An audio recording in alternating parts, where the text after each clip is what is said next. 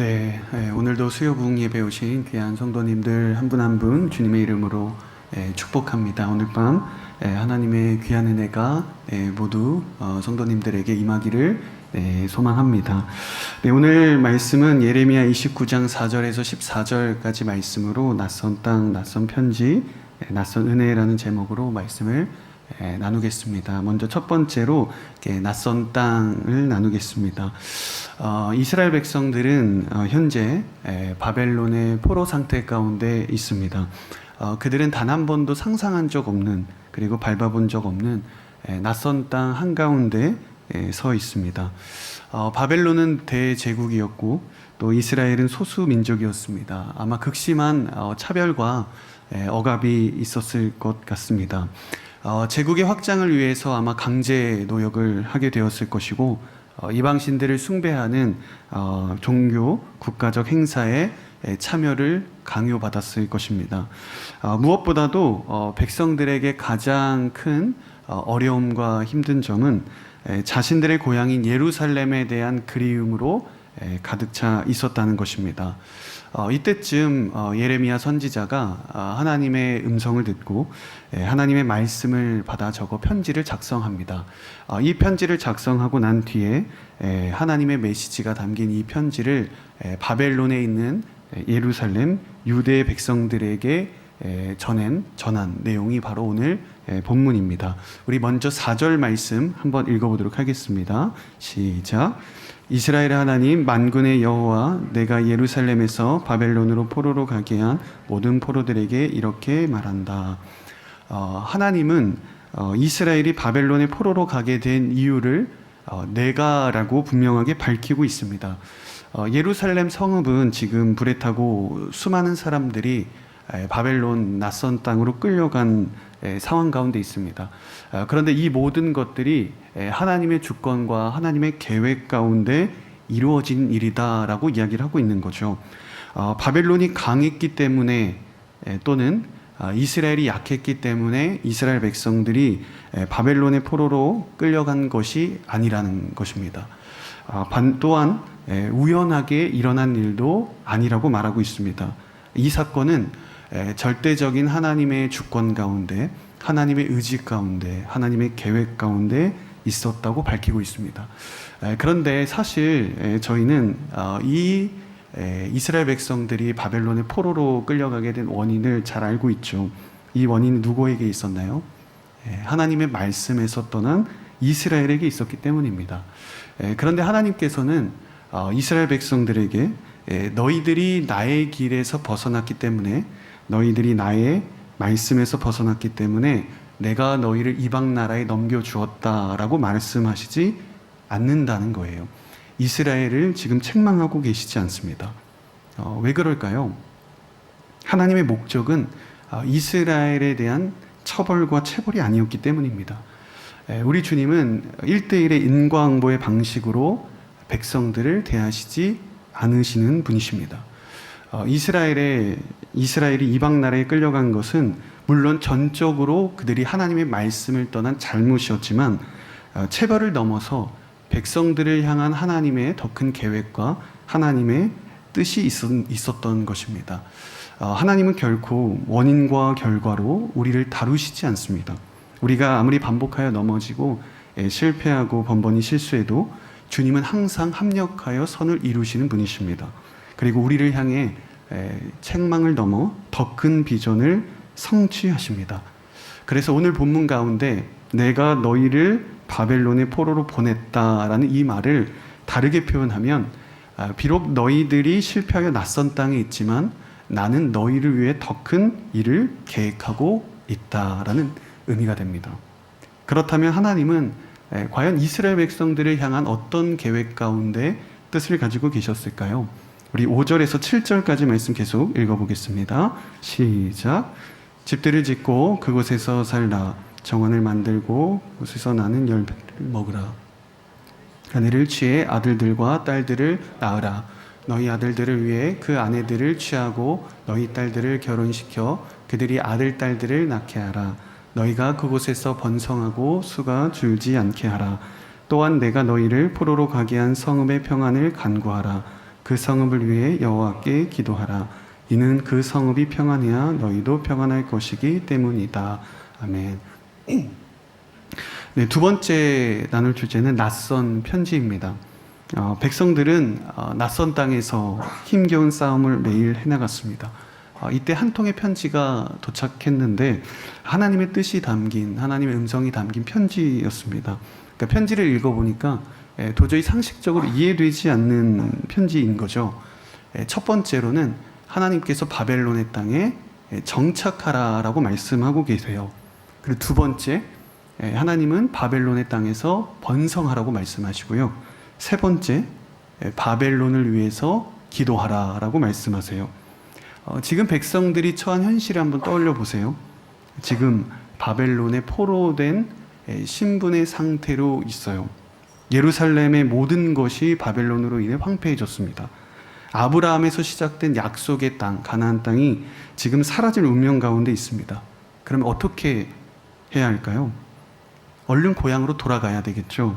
예루살렘에 가서 무너진 성전을 다시 세우고 불에 타 없어진 자신들의 삶의 터전을 다시 한번 새롭게 구축해야 됩니다. 1분 1초라도 서둘러서 얼른 귀환해야 되는데 하나님은 뭐라고 말씀하십니까? 바벨론에 머물러라. 이스라엘 백성들이 듣기에 얼마나 당황스럽고 마음이 복잡했을까 싶습니다. 마치 회사에서 오지에 있는 시골로 발령을 받았는데 본사에서 편지가 도착하는 겁니다. 드디어 도시로 올라가겠구나 라는 마음으로 이렇게 신발도 신지 않고 뛰쳐나와 편지를 뜯어보았는데 그 섬에서 시골에서 집을 짓고 자녀도 낳고 농사도 짓고 살라는 글이 담겨 있다면 얼마나 절망적일까 싶습니다. 숙소를 렌트해서 쓰라는 것도 아니었고요. 어엿한 집을 건축하라고 말씀하셨습니다. 그것도 모자라서 손주까지 보라고 말씀하세요. 지금 딱 이런 상황입니다. 본문 5절에서 집들을 지으라, 이 말은 임시 컨테이너를 만들어서 잠시 거주하라는 뜻이 아니고요. 집을 렌트하라는 뜻도 아닙니다. 저희가 여기 있는 예배당처럼 완전히 새롭게 정식으로 건축해서 바벨론에서 살아가라고 말씀하고 계십니다. 이어서 6절을 보면요. 결혼을 하고 자녀를 낳고 자녀도 아이를 낳고 그러니까 손주까지 보고 계속해서 살라는 거예요. 잠시 머물렀다 떠날 것처럼 살지 말고 이곳에서 마치 영원히 있을 것처럼 너희들이 머물러라 라는 거예요. 잠시 왔다 가는 나그네나 여행객이 아니라 평생 살 것처럼 그렇게 거주하라는 거죠. 비록 그들은 이방 땅에 포로된 신분이지만 하나님은 너희들이 포로된 신분 가운데 그럭저럭 살아가라는 게 아니라 하나님의 부르심 가운데 최선의 삶을 바벨론 안에서 살아가라고 말씀하십니다. 이렇게 하나님의 생각과 인간의 생각은 참 달랐던 거죠. 대부분의 사람들이요, 어려운 상황과 힘겨운 일들을 만나고 또 힘든 사람을 만나면 쉽게 결론을 내립니다. 떠나야 한다. 명확하죠. 하나님의 뜻으로 확신하고 잘못된 확신을 가질 때도 참 많이 있습니다. 물론 어떤 일을 시작할 때보다 현재 머물러 있는 위치에 머무는 것이 더 어려운 일은 사실이죠. 새로운 직장에 취업하는 것 어렵지만 직장에 들어가서 한 직장에 계속 머물러 있는 것은 더 어렵고요. 결혼식을 하는 것보다 결혼 생활을 유지하는 것이 더 어렵죠. 이스라엘도 마찬가지였을 겁니다. 바벨론에 남아있는 것이 정말로 버거운 일이었을 거예요. 이렇게 하나님은 우리의 판단과 다른 결정을 내리게 하실 때가 많이 있습니다.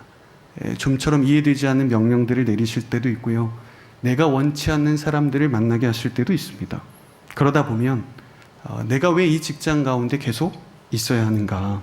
내가 왜 이 가정을 계속 지켜야 하는가? 내가 왜 이 사역을 계속해야 하는가? 이런 생각이 드실 수도 있습니다. 누가 봐도 그곳에서 떠나는 것이 합리적으로 맞을 수 있습니다. 하지만 믿는 사람들은 상황을 통해 결정하는 사람들이 아니라 하나님의 말씀을 따라 선택하는 사람인 줄로 믿습니다. 결정의 기준은 주변 사람도 외부의 환경도 아니라는 거예요. 오직 주의 말씀입니다. 주님이 남으라면 남으시는 거고 남는 거고 떠나라고 하신다면 떠나는 것이 그리스도인인 거죠. 오직 하나님의 말씀을 따라 결정하는 삶이 되어야 합니다. 그런 하나님의 말씀을 따라 결정할 수 있는 저와 여러분들이 되기를 주의 이름으로 축복합니다. 그래도 여기까지는 수용하겠습니다. 정말 어려운 것은 7절이에요. 내가 너희를 포로로 가게 한 성읍의 평안을 간구하라. 그리고 그 성읍을 위해 여호와께 기도하라라고 말씀하십니다. 자신들을 비참하게 끌고 간 바벨론의 포로들, 포로 가운데 있었잖아요. 자신들을 비참하게 끌고 갔습니다. 그런데 그런 바벨론을 위해서 중보 기도하라니요. 무력을 쓰든 폭동을 일으키든 어떻게 해서든 바벨론의 땅에서 한시라도 빨리 나와야 되는 것이 맞는 말인데, 그것도 부정한, 정말 쳐다도 보기 싫은 이방 족속의 평안을 위해서 중보 기도하라는 것은 도저히 납득할 수 없는 일이었습니다. 대적자를 이해할 수도 없고요, 이해하고 싶지도 않은 것입니다. 자신을 괴롭히는, 자신을 핍박하는 적대자를 위해 기도하는 것이 어떻게 그렇게 쉬운 일이겠어요? 가끔 이 청년들에게 여러분의 대적자가 누구입니까? 물어볼 때가 있는데 대부분 직장 상사라고 이야기를 합니다. 근데 가끔 권사님들이나 여자 집사님들에게 질문하면 남편이라고 할 때가 있습니다. 적대자가 멀리 있지 않은 거죠.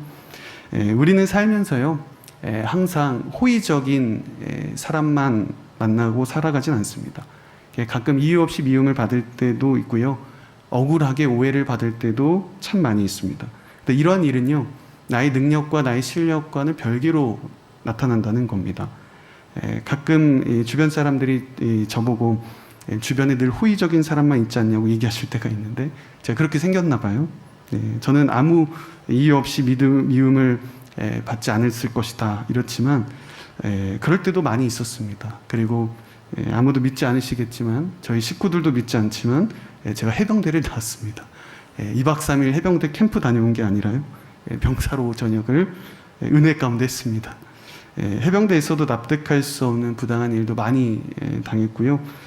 제가 잠시 1년간 해외를 간 적도 있었는데, 선교를 한다고 해서 여전히 늘 좋은 일만 있는 것은 아니더라고요. 편치 않는 사람들을 만나고 불편한 사람, 불편한 관계들이 참 많이 있었습니다. 그러니까 주님을 위해서 일하더라도, 선한 마음을 품더라도 나를 힘들게 하는 사람들은 늘 우리 주변에 있는 것 같습니다. 나를 미워하는 자들을 위해 기도한다는 것, 어떻게 그게 쉬운 일이 되겠어요? 정말 어렵죠. 그러나 내 삶의 진정한 축복은 나를 대적하는 사람들을 위해 기도할 때 나타난다는 것입니다. 예수님의 능력은 적대자를 위한 기도, 십자가에 매달려서 나를 박해하고 십자가에 못 박은 이들을 용서해달라는 대적을 위한 기도를 할 때 하늘의 능력이 임했습니다. 적대자를 향한 예수님의 기도는 하늘의 문을 열었고 하나님의 약속을 성취하게 했습니다. 물론 하루아침에 상대를 다 용서하고 모든 일을 없었던 것처럼 다 덮어주자는 의미는 아닙니다. 다만 그래도 기도의 한 걸음을 내딛자라는 것입니다. 상대를 중보하는 것은 내 안에 미움을 내려놓고 갈등의 해결을 하나님께 맡긴다는 뜻이기 때문입니다. 한 스푼의 소금이 한 컵의 모든 물을 짜게 하잖아요. 마찬가지입니다. 기도의 작은 한 스푼도 하나님의 역사가 일어나기엔 조금도 부족함이 없습니다.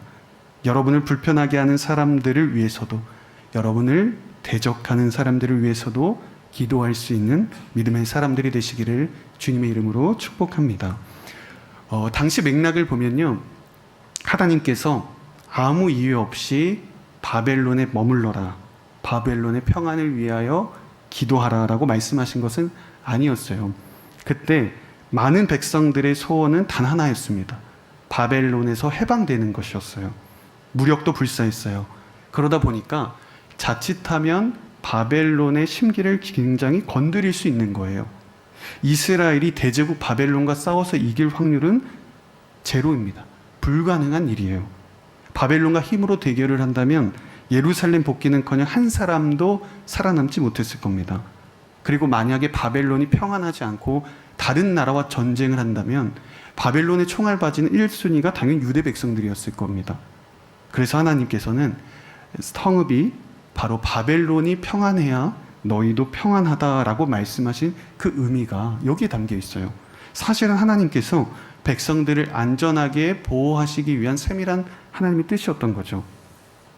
하나님께서 강력하게 백성들에게 바벨론에 머물라고 하신 이유는 그만큼 백성들이 어떠한 방법을 동원해서라도, 어떠한 무력을 쓰고 어떠한 불의를 행해서라도 탈출하고자 하는 욕망이, 열망이 가득했기 때문입니다. 그래서 사람들에게 하나님께서는 이렇게 강력하게 남으라고 말씀하신 거예요. 이때 이 이스라엘 백성들에게 그 마음을 부추긴 하나의 또 다른 이유가 있었는데, 우리 8절과 9절 말씀 한번 읽어보도록 하겠습니다. 시작. 만군의 여호와께서 말씀하셨다. 너희 가운데 있는 예언자들과 점쟁이들이 너희를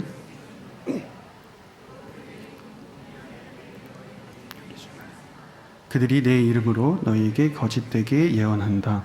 내가 그들을 보내지 않았다. 여호와의 말이다. 하나님은 거짓 예언자를 조심하라고 말씀하셨습니다. 그러니까 백성들을 이 당시에 미혹하는 수많은 강력한 가짜 선지자들이 주변에 있었다는 뜻이에요. 그러면 그들은 어떤 메시지를 구체적으로 전하고 있었을까? 예레미야 28장 10절과 11절 한번 읽어보도록 하겠습니다. 시작.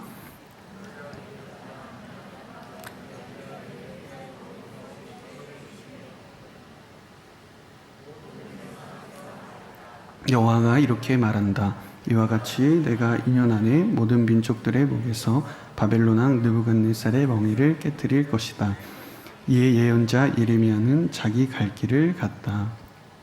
대표적인 거짓 선지자가 있었는데 바로 하나냐라는 사람이었어요. 그러니까 그가 어떤 이야기를 했냐면 2년 안에 바벨론 왕 느부갓네살이 멸망할 것이고 이스라엘의 온전한 회복이 2년 안에 있을 것이다. 나아가 어떠한 무력을 사용해서라도, 어떠한 불의한 방법을 써서라도 신속하게 이곳을 벗어나야 한다라고 가르쳤어요. 반면에 예레미야가 몇 년을 이야기했어요? 이스라엘 회복을 70년을 이야기했습니다. 지금 이 상황 놓고만 봤을 때 누구 말이 더 맞는 것 같으세요? 하나님의 말이 더 옳은 것 같아요. 하나님은 항상 속히 나를 구원해 주실 것 같죠. 곧바로 어려움을 피하게 하실 것 같죠. 쉽게 내 소원을 들어주실 것 같잖아요. 정확히는 나의 간절한 바람이죠. 사탄은 누구보다 이러한 인간의 조급함을 잘 알고 있습니다. 그래서 인간의 이 연약함을 이용해서 거짓 메시지를 계속해서 주입하는 거예요. 문제는 사탄은 자신의 말을 하나님의 말씀처럼 그럴듯하게 속인다는 거예요. 하나님의 이름을 가져와서 하나님의 뜻인 것처럼 기가 막히게 하나님의 음성처럼 들려줍니다. 우리가 영적인 분별력을 상실하면 잘못된 메시지를 이래서 따라가게 되어 있습니다. 지금 이 상황은요, 고국으로 돌아가고 싶은 이스라엘 백성들의 조급한 열망과 그리고 그 절실함을 이용한 거짓 메신저의 그 메시지가 정확하게 맞아떨어진 거예요. 그래서 거짓 메시지의 공통점은 항상 사람들을 조급하게 하고요, 불의한 방법을 정당화하고 자신의 유익만을 생각하게 한다는 거예요. 이게 거짓 메시지의 공통점입니다. 이 모든 것을 마치 하나님의 뜻인 것처럼 그럴듯하게 정확하게 꾸며댑니다. 하나님이 함께 하시는데 왜 바벨론으로 너희들이 끌려온 것인가? 하나님이 여러분들 가운데 진짜 살아계시다면 여러분들이 겪는 그 힘겨운 그 자리를 속히 옮겨주셔야 맞지 않을까? 고향으로 돌아가려면, 여러분들에게 약속된 땅으로 다시 한번 가려면 어떠한 폭력과 불의와 불법을 사용해도 하나님께서 이해해 주실 거예요. 이렇게 이야기했다는 거예요. 여러분, 그런데 이것에 속으시면 안 됩니다. 영적으로 깨어 있으셔야 하는 거예요. 하나님의 인도하심은 성급하지 않아요. 부정한 방법을 정당화하시지도 않고요.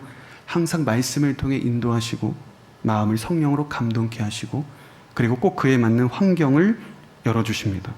사랑하는 성도 여러분, 하나님의 인도하심을 잠잠하게 기다리십시오. 불안해하거나 다급하지 않기를 바랍니다. 하나님의 말씀을 기다리시고 그러면 하나님께서 여러분들을 가장 좋은 길로 인도하실 줄로 믿습니다. 세 번째, 낯선 은혜입니다. 우리 10절과 11절 말씀 한번 읽어보겠습니다. 시작. 여호와께서 이렇게 말씀하셨다.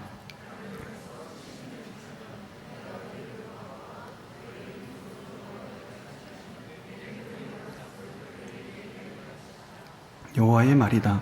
내가 너희를 위해 했으니 그것은 평안을 위한 계획이지 재앙을 위한 것이 아니며 너희에게 미래와 소망을 주기 위한 것이다. 하나님의 계획은 이스라엘 백성들의 생각과 너무도 달랐어요. 하나님의 시간표는 정확하게 찝어주셨어요. 70년입니다. 이스라엘에게는 너무도 가혹한 시간이지 않을까 싶어요. 하지만 하나님의 이 약속의 말씀에서 우리는 희망을 발견하게 되는데 이렇게 말씀하시죠. 이 계획은 너희에게 재앙을 주기 위한 일이 아니다. 평안을 위한 일이고 너희에게 미래와 소망을 주는 것이다. 사랑하는 여러분, 때로는 나의 뜻이 하나님의 뜻과 다를 때가 있습니다. 그러나 확실히 기억하시기를 바랍니다. 항상 하나님의 계획이 나의 계획보다 선하시다는 겁니다. 나를 향한 하나님의 비전은 항상 우리를 향한 평안과 미래와 소망으로 인도하시는 분이십니다. 여러분, 하나님의 계획을 신뢰하십시오. 하나님은 오래전부터 성도님 한 분 한 분을 향한 계획을 갖고 계셨습니다. 지금 그 비전이 성취되는 과정 가운데 있습니다. 하나님은 반드시 우리를 향한 태초부터 계획한 그 약속을 반드시 성취하실 것입니다. 하나님의 계획이 나의 계획과 달라도, 하나님의 뜻이 나의 뜻과 달라도 하나님의 계획을 신뢰하며 나아갈 수 있는 저와 여러분들이 되기를 주님의 이름으로 축복합니다. 계속해서 12절에서 14절 읽어보겠습니다. 시작. 너희가 나를 부르고 와서 내게 기도할 것이고 나는 너희 말을 들을 것이다. 너희가 너희의 온 마음으로 나를 찾을 때 너희가 나를 찾고 나를 발견할 것이다.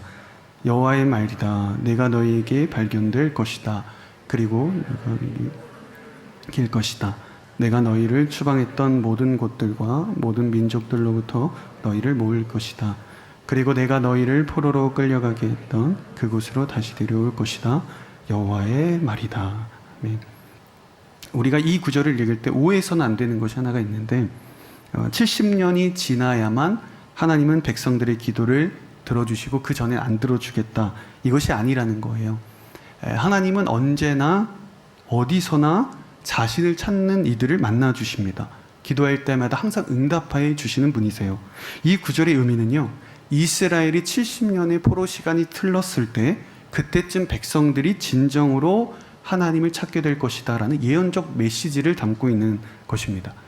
지금은 백성들이 아직 하나님의 계획을 다 이해하지 못하고 여전히 지난 죄악의 모습들이 남아있지만 그때가 되면 죄악된 굳은 살이 제거되고 하나님이 아니면 우리는 아무것도 할 수 없습니다.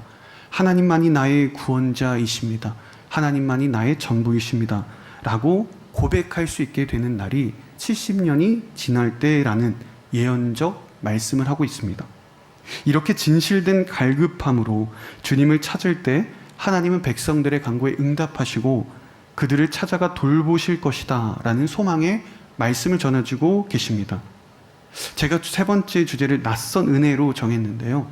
저는 낯선 은혜를 이렇게 고백합니다. 인간이 예상할 수 있는 익숙한 은혜가 아니라 사람이 상상할 수 없는 초월적이고 강권적인 하나님의 은혜다라고 고백하고 있습니다. 그러면 하나님은 이스라엘에게 어떠한 낯선 은혜로 응답하셨을까 하는 거죠. 첫 번째, 하나님은 어떤 은혜를 주셨냐면 하나님과의 관계의 회복을 주셨다는 거예요. 12절과 13절을 보면 이렇게 말씀하세요. 백성들이 하나님을 부르고 기도할 때 하나님은 나는 너희의 말을 들을 것이다. 너희가 나를 찾고 나를 발견할 것이다 라고 말씀하세요. 그러니까 곰곰이 한번 우리가 묵상을 해보면 지금 백성들의 입장에서 가장 중요한 응답은 무엇일까요? 출바벨론입니다. 어떻게든 하루빨리 고국으로 돌아가는 거예요. 예루살렘에 가서 복구하는 거죠.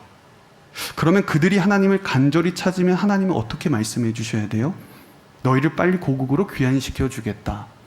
너희의 명예를 회복시키고 예루살렘 성전을 재건하게 하겠다. 70년 시간 줄여주겠다. 이렇게 응답하시는 것이 맞잖아요. 그런데 하나님은 내가 너희의 말을 들을 것이다. 내가 나를 발견할 것이다. 내가 발견될 것이다. 이렇게 강조하고 계세요. 그러니까 이것을 보면요, 어떤 하나님의 목적이 있으셨냐면 인격적 관계에 주목하시는 거예요. 하나님의 관심은 단지 포로된 백성들이 예루살렘으로 복귀하는 것이 아니었다라는 것이 드러나고 있습니다. 하나님은 자신의 언약 백성과의 관계를 새롭게 하시는 것이 목적이었습니다. 무너진 삶의 자리를 단순하게 재건하기 전에 깨어진 하나님과의 관계를 백성들과 다시 한번 바로 세우기를 원하셨고, 주님의 약속을 떠난 이스라엘 백성들이 다시 한번 하나님의 말씀으로 말미암아 새로워지기를 하나님은 원하셨습니다. 하나님은 끊어진 아버지와 자녀의 관계를 새로 잇기를 원하셨어요. 이스라엘 백성들은 서둘러 이방 땅으로 돌아가는 것이, 탈출하는 것이 목적이었지만, 하나님은 이스라엘과의 친밀한 그 관계와 언약을 회복하는 것이 목표였습니다. 이것이 이스라엘이 기대했던 예상된 은혜가 아니라 하나님이 주시는 낯선 은혜였던 거죠. 두 번째로 하나님은 어떤 낯선 은혜를 주시는가? 하나님을 발견하게 하셨다는 데 있어요. 여러분, 결국에 백성들이 하나님을 간절하게 찾게 된 이유가 무엇이었을까요? 70년의 시간이 지났을 때 간절한 마음으로 찾게 된 원인은 역설적으로요, 이스라엘이 포로된 상태로 바벨론에 있었기 때문이에요. 그동안 이스라엘 사람들은요, 하나님을 성전에 갇힌 하나님으로 여겼습니다. 성전에 가야만 하나님의 임재를 경험할 수 있고, 하나님과의 만남은 조건적인 자신들의 의로움을 담보로 하는 만남이었습니다. 시간과 공간에 갇힌 하나님이었죠. 그런데 낯선 땅 바벨론에 끌려가다 보니까, 바벨론에 머물다 보니까 살아계신 하나님을 경험하게 되는 거예요. 아, 하나님은 성전에 갇힌 하나님이 아니시구나. 결코 공간에 갇힌 하나님이 아니라 지금 자신들과 함께 하시는 하나님이시구나. 이것을 깨닫게 된 거예요. 제가 오늘 말씀을 묵상하면서 이 14절에 되게 주목하게 됐는데요. 이렇게 말하고 있습니다. 여호와의 말이다. 내가 너희에게 발견될 것이다. 내가 여호와를 발견할 것이다. 발견하다라는 능동태가 아니라 여호와 하나님이 발견될 것이다. 이렇게 수동태로 쓰고 있어요. 무슨 뜻일까? 이렇게 묵상을 하다 보니까 하나님은 이미 이스라엘 백성들과 늘 함께 하셨던 거예요. 새로 외부에 계신 하나님을 찾으러 이스라엘 백성들이 가는 게 아니라요. 멀리 계신 하나님을 그들이 기도한다고 하나님이 갑자기 찾아오시는 것도 아니고요. 예루살렘 성전이 불에 타는 순간에도, 자신의 삶의 터전이 예루살렘 무너지는 그 순간에도 여호와 하나님은 그들과 함께 계셨습니다. 그리고 바벨론의 포로로 끌려가는 그때도 하나님은 동행하셨고요. 낯선 땅에서 보내는 모든 시간 가운데도 여호와 하나님은 함께 하셨습니다. 다만 이스라엘의 눈이 어두워 죄악된 모습 가운데 하나님을 발견하지 못했던 것입니다. 내가 온 마음으로 하나님을 찾고 전심으로 하나님을 부를 때 늘 내 주변에서 함께 하신 하나님을 발견하게 될 것입니다. 오래전부터 그리고 지금까지 그리고 앞으로도 함께 하실 주님이 여러분들이 간절하게 하나님을 부를 때 발견될 것이고 보이게 될 것입니다. 이스라엘의 70년의 포로기를 통해서 이스라엘 백성들이 언제나 자신과 함께 하셨던 하나님을 고백하게 된다면, 바벨론의 70년의 시기를 통해 언제나 자신들과 동행하시며 은혜를 베풀어 주셨던, 시간과 공간에 갇힌 하나님이 아니라 지금 나와 함께 하시는 하나님을 발견하게 된다면, 그것은 낯선 땅에서 탈출하는 기쁨과는 비교할 수 없는 더 값진 축복을 이스라엘 백성들이 얻게 되는 것입니다. 이것이 바벨론에서 나오는 것보다 더 중요한 하나님의 계획이셨습니다. 절대로 백성들이 상상할 수 없었던 낯선 은혜였던 것입니다. 사랑하는 성도 여러분, 하나님은 왜 우리들에게 바벨론의 포로와 같은 고난의 시기를 주실까요? 왜 우리를 외로움 가운데 두시고 이해하기 어려운 낯선 땅으로, 낯선 자리로 우리를 보내실까요? 하나님께서 우리의 계획대로 가도록 내버려 두시지 않는 이유는 먼저 하나님과의 친밀한 관계를 회복하게 하시고자 하시는 것이고요. 다음으로 하나님을 발견하기를 원하시기 때문입니다. 때로 우리가 만나는 문제가 너무나도 크기 때문에 그 문제가 너무 크게 느껴져서 정작 하나님을 바라보지 못할 때가 참 많이 있습니다. 하나님께서 우리에게 원하시는 것은 단순한 문제 해결이 아니에요. 내가 원하는 대로 응답받는 것도 아닙니다. 고난 속에서 하나님을 선명하게 발견하는 것에 있습니다.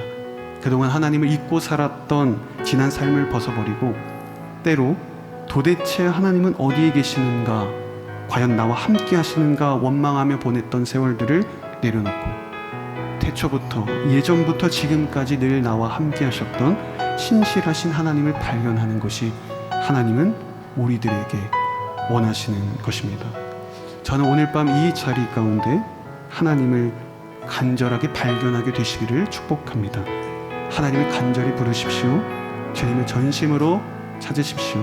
그러면 하나님을 발견하게 될 것입니다. 멀리 있는 하나님이 아니라 지금 이 자리에 함께 하시는 하나님, 태초부터 지금까지 함께 하셨던 하나님, 그 하나님을 보게 될 것입니다. 오늘 이 밤에 예상할 수 없는, 상상할 수 없는 낯선 은혜가 여러분 모두에게 임하게 되기를 주님의 이름으로 축복합니다.